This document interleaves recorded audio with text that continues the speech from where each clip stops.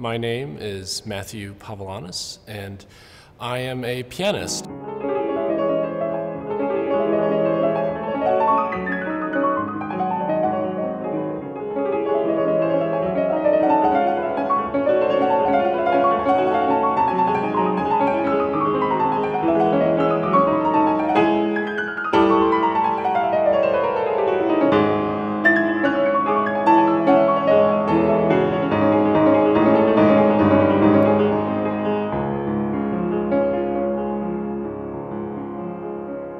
I initially began my musical studies with the guitar at the age of 10, and I was really into the normal guitar stuff, which is kind of more rock and roll based guitar music.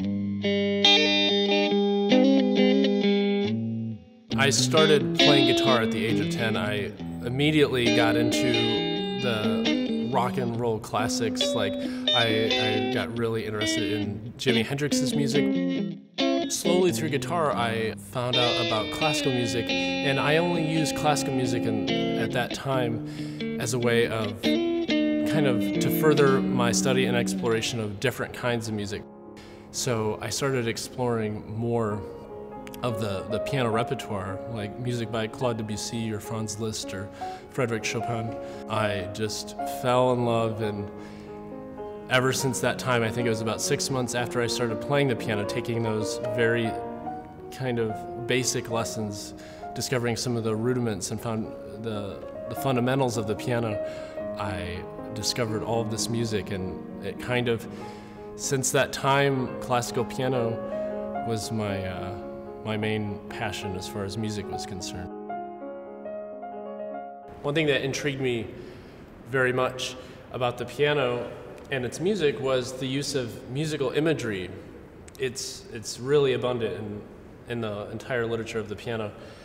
Musical imagery is the use to create, it's the ability to create images purely through sound. So you can depict water, like Maurice Ravel, he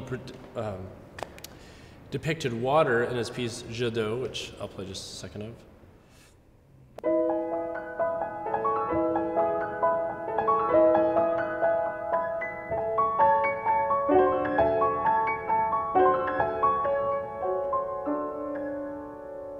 That image is like water tickling a river god. It's an interesting idea. Or also another French composer, Olivier Messiaen, he would use a very different language to depict things like a burst of light by a star. For instance, this example.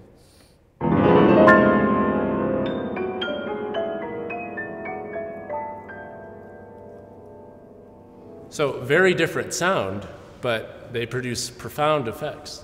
And you'll see this throughout all the great composers. They're always using real life as an inspiration for their music. Another interesting aspect of Olivier Messiaen's music that I just fell in love with immediately was his use of birdsong in his music. Olivier Messiaen actually went out into nature and transcribed these birds, so they sound quite different, and if you go out into nature, you'll notice birds sing some pretty crazy stuff.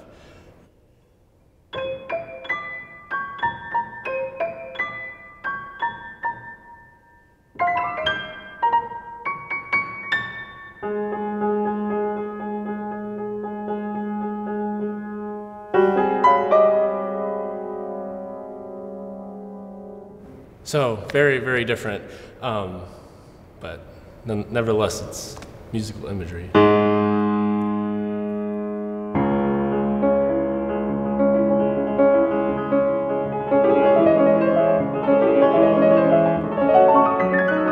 I initially began teaching at the age of, I think 14 or 15. I was approached by a fellow high school schoolmate, and I was astounded when she asked me to teach her guitar. What I discovered was that I really loved teaching. It just wasn't a way to make money. It was also a way to communicate my love for music to other people, and to have them respond in that same kind of enthusiastic way was so reinforcing. So I kept teaching all the way through high school, and then started teaching piano about 2 years after I started playing.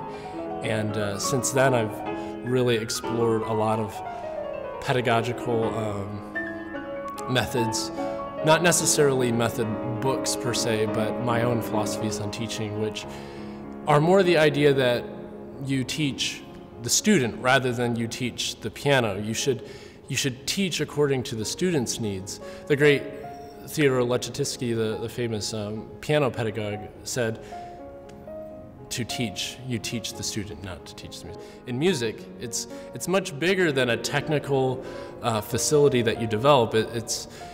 You're developing emotionally. That's why when you teach a child, you have to take that into account.